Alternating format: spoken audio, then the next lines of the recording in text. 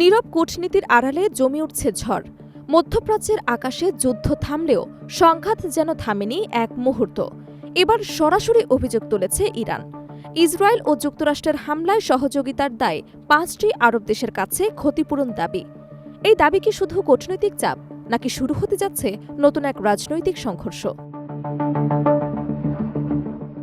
মধ্যপ্রাচ্যের চলমান উত্তেজনার মধ্যেই নতুন করে কূটনৈতিক ঝড় তুলেছে ইরান। ইরানের অভিযোগ অনুযায়ী সংশ্লিষ্ট দেশগুলো তাদের ভূখণ্ড ব্যবহার করতে দিয়েছে এবং সরাসরি বা পরোক্ষভাবে এই সামরিক অভিযানে সহায়তা করেছে। এছাড়া তাদের বিরুদ্ধে বেআইনি আগ্রাসনে অংশগ্রহণের অভিযোগও আনা হয়েছে। সংশ্লিষ্ট কূটনৈতিক সূত্রে জানা গেছে, আন্তর্জাতিক আইন লঙ্ঘনের বিষয়টি উল্লেখ করেই এই দাবি উত্থাপন করেছে ইরান।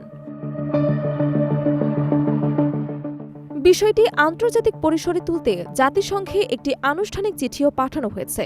জাতিসংঘে নিযুক্ত ইরানের স্থায়ী প্রতিনিধি এবং রাষ্ট্রদূত আমির সাইদ ইরাভানি এই চিঠিটি পাঠান। স্থানীয় সময় সোমবার তিনি চিঠিটি পাঠান অ্যান্তোনিও গুতেরেস এবং জাতিসংঘ নিরাপত্তা পরিষদের সভাপতির কাছে। চিঠিতে স্পষ্টভাবে ৫টি দেশের নাম উল্লেখ করা হয়েছে: বাহরাইন, সৌদি আরব, কাতার, সংযুক্ত আরব আমিরাত এবং জর্ডান। ইরানের দাবি, এই দেশগুলো আগ্রাসনকারীদের সামরিক সুবিধা দিচ্ছে এবং অবৈধ কার্যক্রমে প্রত্যক্ষ বা পরোক্ষভাবে যুক্ত ছিল।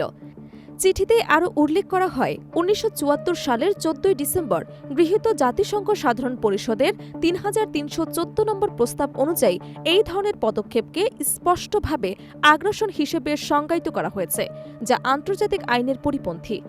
ইরানের পক্ষ থেকে বলা হয়েছে, এই ঘটনাগুলোর মাধ্যমে সংশ্লিষ্ট দেশগুলো আন্তর্জাতিক নিয়ম ও বাধ্যবাধকতা গুরুতরভাবে লঙ্ঘন করেছে। এতে করে ইরানের ব্যাপক বস্তুগত ক্ষয়ক্ষতির পাশাপাশি নৈতিক ও কৌশলগত ক্ষতি হয়েছে বলে দাবি করা হয়েছে।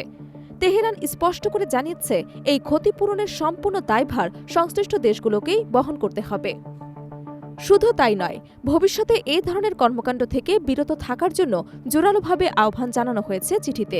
বিশ্লেষকদের মতে, এই পদক্ষেপ শুধু একটি ক্ষতিপূরণ দাবি নয়, বরং এটি একটি কৌশলগত কূটনৈতিক চাপ সৃষ্টির অংশ। এর মাধ্যমে ইরান একদিকে যেমন আন্তর্জাতিক সমর্থন অর্জনের চেষ্টা করছে, অন্যদিকে অভিযুক্ত দেশগুলোর ওপর রাজনৈতিক চাপও বাড়াতে চাইছে। একই সঙ্গে এই ঘটনা মধ্যপ্রাচ্যের ভূ রাজনীতিতে নতুন করে উত্তেজনা তৈরি করতে পারে বলে আশঙ্কা করা হচ্ছে। বিশ্লেষকরা বলছেন, যদি এই অভিযোগকে কেন্দ্র করে কূটনৈতিক টানাপোড়েন আরও বাড়ে, তাহলে তা আঞ্চলিক স্থিতিশীলতার ওপর সরাসরি প্রভাব ফেলতে পারে। অন্যদিকে এখন পর্যন্ত অভিযুক্ত দেশগুলোর পক্ষ থেকে এই অভিযোগের বিষয়ে বিস্তারিত কোনো প্রতিক্রিয়া পাওয়া যায়নি। তবে আন্তর্জাতিক মহল পরিস্থিতি গভীরভাবে পর্যবেক্ষণ করছে, কারণ এই ধরনের অভিযোগ ও পাল্টা অবস্থান মধ্যপ্রাচ্যে নতুন করে উত্তেজনা সৃষ্টি করতে পারে, যা বৃহত্তর বৈশ্বিক রাজনীতিতেও প্রভাব ফেলতে সক্ষম।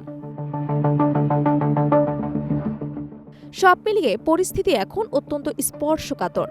একদিকে কূটনৈতিক যোগাযোগ ও আলোচনা চলছে, আর অন্যদিকে বাড়ছে অবিশ্বাস এবং অভিযোগের পাল্টাপাল্টি ধারা। এখন দেখার বিষয়, ইরানের এই পদক্ষেপ কি আন্তর্জাতিক মহলের সমর্থন পায়, নাকি এটি নতুন করে সংঘাতের পথকে আরও জটিল করে তোলে। শেষ পর্যন্ত প্রশ্ন একটাই, এই কূটনৈতিক লড়াই কি আলোচনার টেবিলের সমাধান পাবে, নাকি তা রূপ নেবে আরও বড় কোনো আঞ্চলিক সংকটে?